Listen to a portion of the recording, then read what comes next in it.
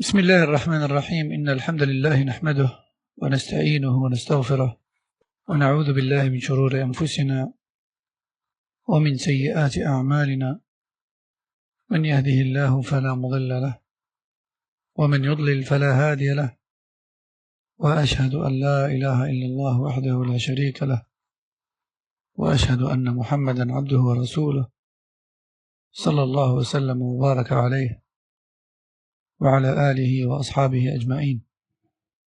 أما بعد، فأخذنا في الأسبوع الماضي وفاة الأمير محمد بن سعود الإمام المؤازر في أواخر القرن الثاني عشر، وكذلك وفاة الشيخ الإمام المجدد محمد بن عبد الوهاب رحمه الله في أوائل القرن الثالث عشر، وأن الدعوة تواصلت وكبرت وانتشرت بعد ذلك أكثر مما كانت، مما يدل على إخلاصهم إن شاء الله. وفي هذه الليلة في هذا الدرس نقرأ ما كتبه الشيخ محمد أمان رحمه الله عن آثار الدعوة السلفية في البلاد السعودية. La semaine dernière, on a vu ensemble le décès du premier gouverneur de l'État d'Arabie Saoudite, qui est l'Amir Mohammed ibn Saoud, cet homme qui a soutenu l'imam Mohammed ibn Abdul Wahhab rahimahullah. Donc cet homme est décédé à la fin du XIIe siècle. Et après lui, au début du XIIIe siècle, est décédé le cheikh, le revivificateur de l'islam du premier jour dans la péninsule arabique, qui est le cheikh Mohammed ibn Abdul Wahhab rahimahullah. Et on a dit qu'après cela, le prêche religieux sur lequel ils étaient avait persisté, et voire même il avait grandi et s'était propagé partout sur terre. Et tout ceci prouve, Inch'Allah, la pureté de leur intention et leur sincérité en cela. Et aujourd'hui, nous allons passer au chapitre suivant, dans lequel l'auteur, qui est Mohammed Aman al-Jami, rahimahullah, va nous parler de certains effets positifs de ce prêche qui est celui de l'islam premier, les effets positifs de ce prêche sur les terres sur lesquelles le premier État a été construit et bâti. Il va nous parler des effets positifs de cette da'wa-là au sein du premier État qui a été bâti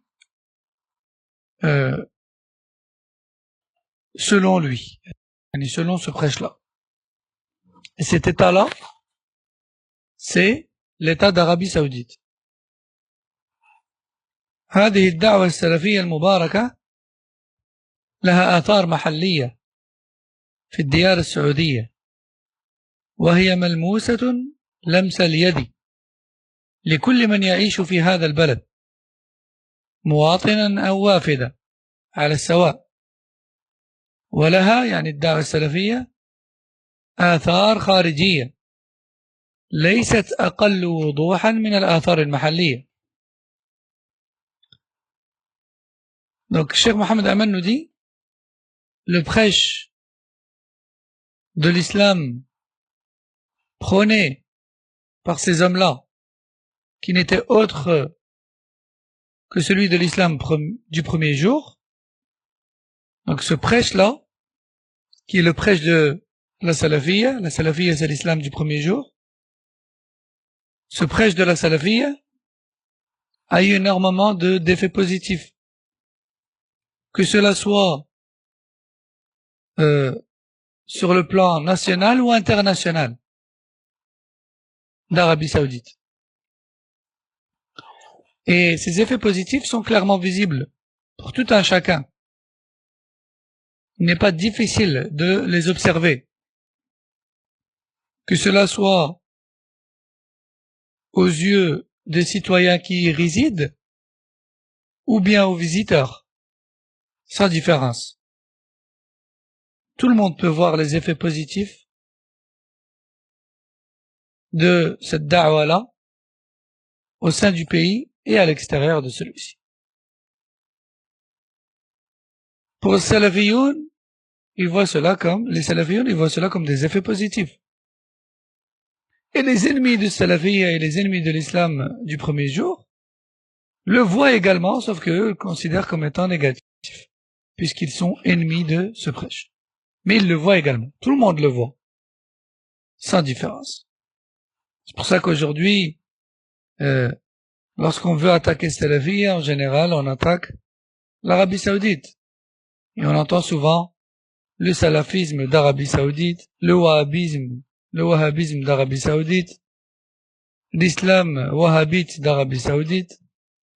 En fait, la raison de tous ces blabla pour ternir son image, c'est tout simplement la haine ressentie vis-à-vis de al-tawhid ainsi que de la sunna. Tout simplement. Ni plus ni moins. ثم قال الشيخ محمد أمان: أما الآثار المحلية فيمكن أن نوجزها في فقرتين. الفقرة الأولى ومن أبرزها وأعمها نفعا للبلاد والعباد قيام دولة إسلامية سلفية في قلب الجزيرة العربية، الحكومة السعودية، التي أعلنت أن دستورها هو القرآن الكريم، وحكمت شريعة الإسلام فعلا وليس مجرد دعوة، وحافظت على المقدسات الإسلامية مكة المكرمة والمدينة النبوية حتى مكنها الله في الأرض، فأمرت بالمعروف ونهت عن المنكر، فمنحها الله من التوفيق والسداد والمنعة والمهابة ما لم يمنح غيرها. فتمتع المجتمع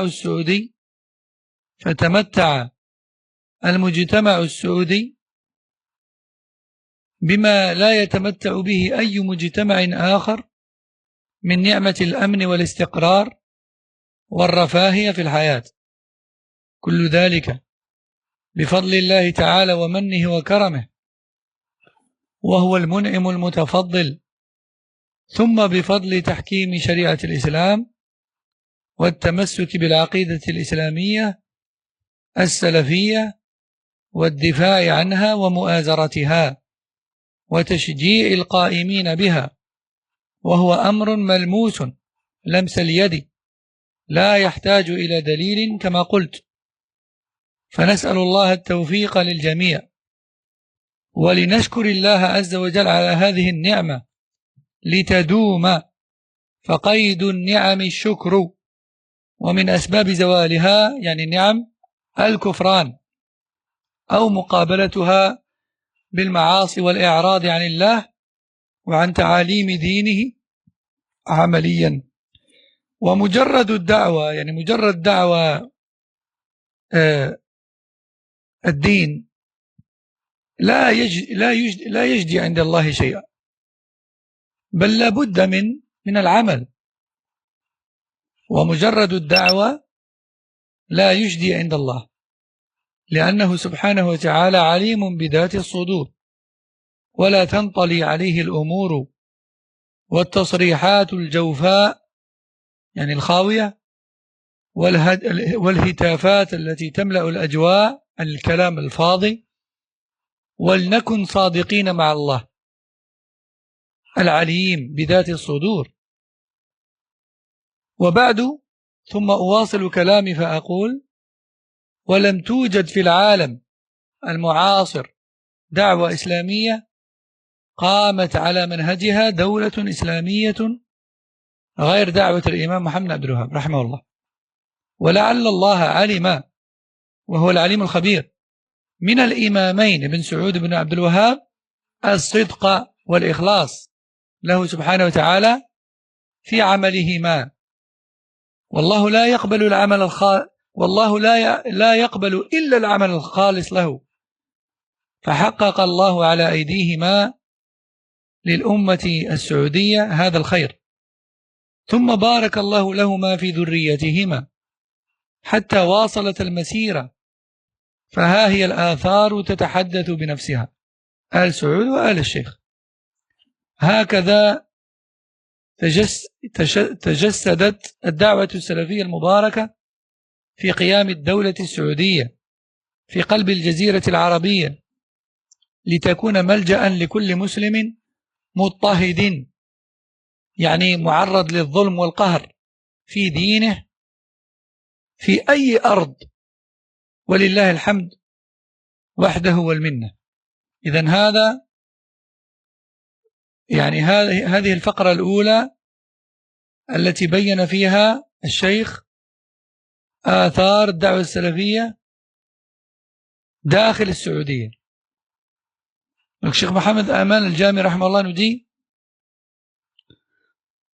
nous allons parler principalement de deux causes qui ont résulté énormément d'effets positifs en Arabie Saoudite sur le plan national. Tout d'abord, la première raison, c'est que ce prêche de l'islam premier, pour lequel a lutté Mohammed ibn Abdul Wahhab rahimahullah et l'Amir Mohammed ibn Saoud, ce prêche pour lequel ils ont lutté a donné naissance à un État musulman dont la constitution était, dont la base et la fondation de la constitution était le Coran et la charia islamique, et ce en plein milieu de la péninsule arabique. Et ce n'était pas une pure prétention de leur part, mais plutôt c'était une véritable mise en application. De plus, ils ont lutté dans la protection et la servitude aux deux lieux saints contenus sur leur terre, qui est la Mecque et Médine. Et c'est pour cette raison qu'Allah Jalla wa Ala a préservé ce pays et cette terre, et lui a donné un poids qu'elle n'avait pas auparavant. Aussi, donc je rappelle que Mohammed Amal Jami rahimahullah a écrit ce livre en 1414, ce qui correspond à 1992. Donc ça fait déjà 28 ans. Donc le cheikh nous parle 28 ans en arrière. Et il dit rahimahullah, cet État, qui est l'État d'Arabie Saoudite, a véritablement ordonné le convenable et interdit le blâmable dans sa société. Et c'est pour cette raison qu'Allah Jalla wa Ala lui a donné du poids et le succès dans bon nombre de choses, et a imposé au monde extérieur du respect vis-à-vis de celui-ci, qu'il soit aimé par eux ou non. Et suite à cela, Allah Jalla wa Ala a octroyé au peuple saoudien des bienfaits qu'il n'avait pas auparavant. Et si l'on devait citer parmi ces bienfaits-là que le confort de vie, les richesses et la facilité qu'il n'avait pas auparavant, cela aurait suffi. Sans oublier la sécurité et la stabilité dans la vie de tous les jours. Et tout ça est un bienfait émanant d'Allah tabaraka wa ta'ala, car c'est lui l'octroyeur des bienfaits. Et après, Allah Jalla wa Ala, cela est dû à la mise en application de la charia de l'islam et l'attachement ferme à la croyance de l'islam du premier jour, salafiyya, et la défense de celle-ci, et le fait de prôner celle-ci. Et aussi, après cela, grâce aux efforts de ceux qui l'ont mise en avant et qui l'ont propagée. Et tout ça, c'est clairement visible à l'œil nu. Il n'y a pas besoin de preuves là-dessus. Qu'Allah Jalla wa Ala pardonne les manquements et redonne plus et plus encore de succès à ses serviteurs en cela. Cheikh Mohammed Aman nous dit, on se doit de remercier Allah tabaraka wa ta'ala pour de tels bienfaits, afin qu'ils perdurent. Car les bienfaits perdurent par la cause de la reconnaissance, et le remerciement, et l'obéissance, tandis qu'ils disparaissent par l'ingratitude et les péchés et la désobéissance à Allah Azza wa Jal, et le délaissement de la mise en application de la religion. La religion, comme on a entendu, doit être appliquée, pas juste être prétendue. Ensuite, donc, Cheikh Mohammed Aman nous dit, et tout ça, ça prouve, Inch'Allah, la sincérité de ces deux hommes-là. Car jusqu'aujourd'hui, remarquez que la descendance de Cheikh Mohammed Abdullah Rahmallah, que l'on appelle aujourd'hui Al-Sheikh, est une descendance pleine de savants et de défenseurs de la religion, de vérité. Et la descendance de l'Amir Mohammed bin Saoud, que l'on appelle aujourd'hui la famille Al-Saoud, est remplie d'hommes droits et gérants, comme il se doit de leur pays. Alors bien sûr, tous les descendants de Mohammed Abdullah ne sont pas savants, et tous les descendants de Mohammed bin Saoud ne sont pas des émirs et des gouverneurs savants et pieux. Mais, comme on dit en arabe, l'expression qui dit الشاذ لا حكم له وإنما الحكم للعام للعموم للشامل. La minorité ne doit pas avoir de considération. Ce qui compte, c'est la majorité et non pas la minorité. Donc ça, c'est la première cause des effets positifs de la da'wa salafiyya en Arabie Saoudite. La première cause, c'est quoi? C'est la mise en place d'un État salafi, d'un État dont la constitution, c'est le tawhid, le sharia, le sunnah. Malgré les défauts, malgré les manquements au sein du peuple, etc., n'empêche qu'il y a des fondations qui sont toujours là. Et si ces fondations-là n'étaient plus là, croyez-moi, cet État n'existerait plus. La fondation, c'est le tawhid. نعم. وأما الفقرة الثانية من آثار الدعوة المباركة فتتجسد في المنهج الدراسي المتبع في السعودية. فقد التزمت جهات التعليم في السعودية أن يكون المنهج المقرر بالنسبة للمواد الدينية هو المنهج السلفي في جميع المراحل، بدءا من المرحلة الابتدائية وانتهاء إلى الدراسات العليا. فالشاب السعودي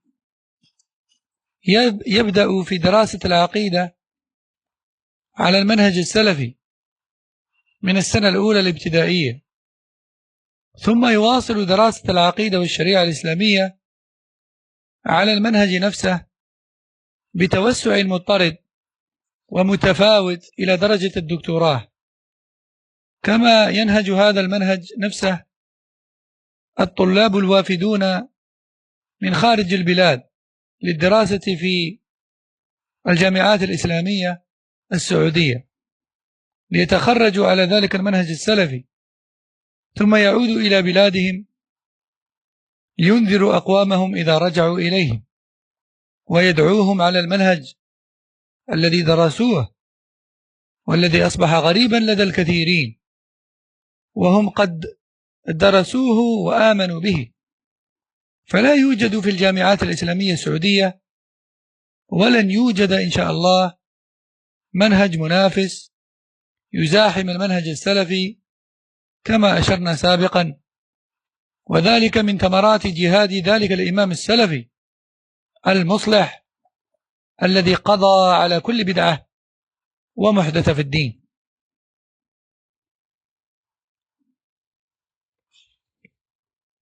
Donc, la deuxième cause qui a donné naissance à tous ces effets positifs au sein du royaume d'Arabie Saoudite, c'est le programme de l'éducation et de la scolarité au sein du royaume. Car l'État d'Arabie Saoudite, depuis le premier jour, s'est engagé à faire un programme scolaire du premier au dernier jour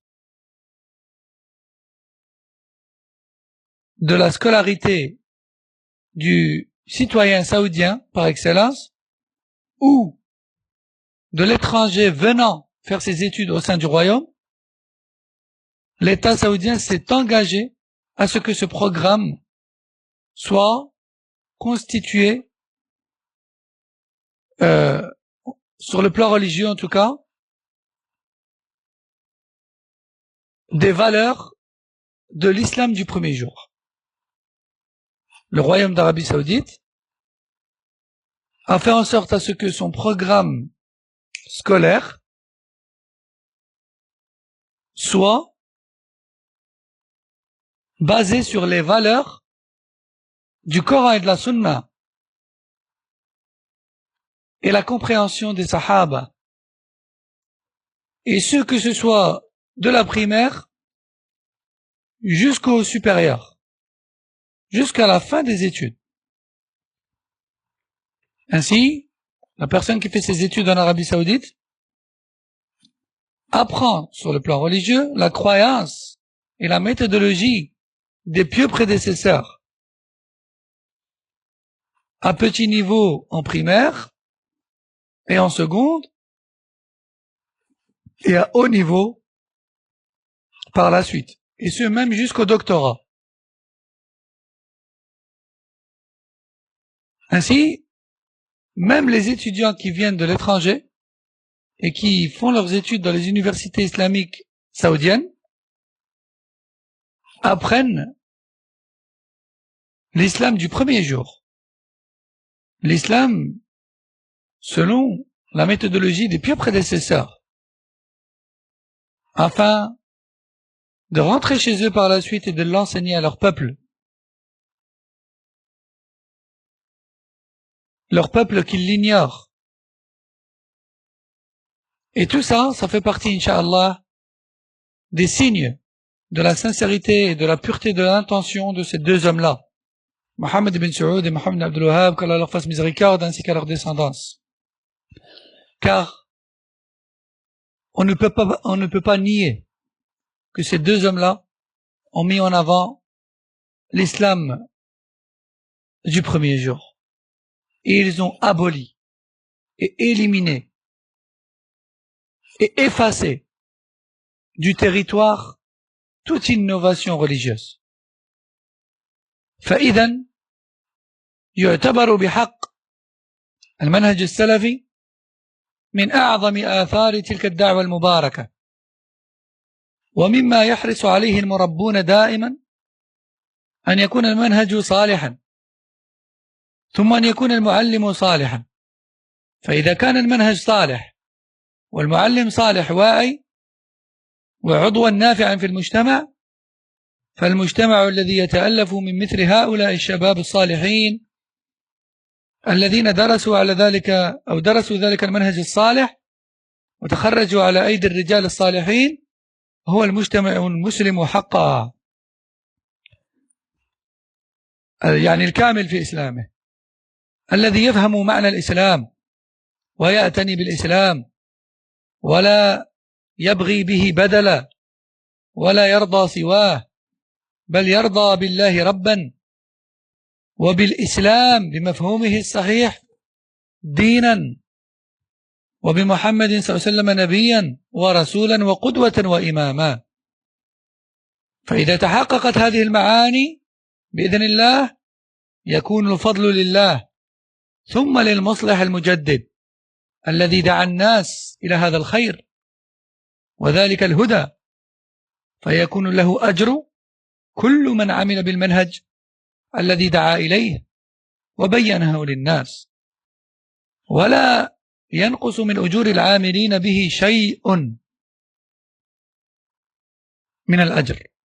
هكذا بشر رسول الله صلى الله عليه وسلم دعاة الحق الذين يحاولون رد الناس إلى الجادة بدل بنيات الطريق، يعني الطرق الصغيرة المشعبة المضللة، إذ يقول صلى الله عليه وسلم: من دعا إلى هدى فله أجره وأجر من عمل به إلى يوم القيامة. أخرجه مسلم من حديث أبي هريرة رضي الله عنه. فتصديقا لهذا الخبر الصادق من النبي صلى الله عليه وسلم نرجو أن يكون له ولمن آزره وساعده على الدعوة مثل أجر من عمل بهذا المنهج السلفي الصالح بعده، إذ تعتبر حجر الأساس لما يتمتع به اليوم المجتمع السعودي من سلامة العقيدة وتحكيم الشريعة والاستقامة على الدين، وما يتمتع به الطلاب السعوديون والطلاب الوافدون على بعض الجامعات الإسلامية السعودية من دراسة ذلك المنهج الصالح البريء، وهو إنقاذ لهم من تلك السموم التي دست في كثير من المناهج الدراسية في كثير من الجامعات ودور التعليم في العالم المعاصر من آراء أهل الكلام والفلسفة وشطحات الصوفية وغيرها من أنواع الإلحاد. فجزى الله محمد بن عبد الوهاب ومحمد بن سعود خير ما يجزي به الدعاة الصالحين، وتقبل منهما عملهما إنه جواد كريم. Ensuite, Cheikh Mohamed Aman, rahimahullah, clôture en disant: donc, cette méthodologie et cette voie qui est celle de l'islam du premier jour, que l'on voit aujourd'hui au sein du royaume d'Arabie Saoudite, que cela soit sur le plan de la croyance du peuple ou encore de leurs pratiques religieuses, n'est autre que le fruit du prêche de ces deux imams et de ces deux grands hommes. Et comme on dit, ou comme le disent les éducateurs, pour éduquer un peuple comme il se doit, il nous faut deux ingrédients principaux. Tout d'abord, la bonne méthodologie. Une voie à suivre, yani. Et ensuite, le deuxième ingrédient indispensable, ce sont les bons éducateurs. La bonne méthodologie d'éducation et les bons transmetteurs de celle-ci, c'est-à-dire les bons éducateurs. Une société qui est composée d'une méthodologie commune, qui est la bonne, et d'éducateurs maîtrisant cette méthodologie et sachant parfaitement la transmettre et l'enseigner, est une société réussie, est une société qui est vouée à la réussite, est une société qui va briller. Naam. Est une société qui va donner naissance à des citoyens qui seront sur un islam le plus complet qui soit, qui comprendront l'islam de la meilleure des manières et qui donneront à l'islam toute l'attention qu'il mérite et qui n'échangeront cet islam contre rien au monde et qui n'agréeront et n'accepteront rien à la place de l'islam. Cette société-là sera constituée de citoyens qui ont agréé Allah comme Seigneur. Et l'islam, selon sa bonne interprétation comme religion, et Mohammed sallallahu alayhi wa sallam comme prophète et messager, est exemple à suivre. Dès lors où une société est composée de telles valeurs, alors on ne peut que s'attendre aux bienfaits d'Allah qui vont pleuvoir sur cette société-là. Et c'est vers cela que cet imam qui est Mohammed Abdul Wahhab rahimahullah et l'imam Mohammed bin Saoud ont appelé. C'est vers cette guidée-là, c'est vers cette voie-là qu'ils ont appelé les gens. Et nous avons la conviction qu'ils seront, incha'Allah, récompensés pour chaque personne qui a joui et qui jouira de leurs efforts et de leurs enseignements, rahimahum Allah. Car le prophète sallallahu alayhi wa sallam a dit, celui qui prône la guidée sera récompensé pour ses œuvres, mais également pour les œuvres de tous ceux qui l'ont suivi. Et il a également dit, alayhi salatu salam, celui qui appelle les gens vers un bien sera tout autant récompensé que celui qui le suit. Donc, tout cela explique le bienfait duquel jouit la société saoudienne aujourd'hui sur le plan religieux. Qu'Allah Jalla wa Ala récompense donc l'imam Mohammed Abdul Wahhab ainsi que Mohammed ibn Saoud de la meilleure des manières. Car ils étaient, et Allah les connaît mieux, des prêcheurs vertueux. Qu'Allah accepte d'eux. En effet, Allah est généreux. Subhanahu wa ta'ala. Wallahu a'lam. Wa sallallahu wa sallam wa barak. Ala nabina Muhammad. Wa ala alihi wa sahbihi. سبحانك اللهم وبحمدك أشهد أن لا إله إلا أنت أستغفرك وأتوب إليك السلام عليكم ورحمة الله وبركاته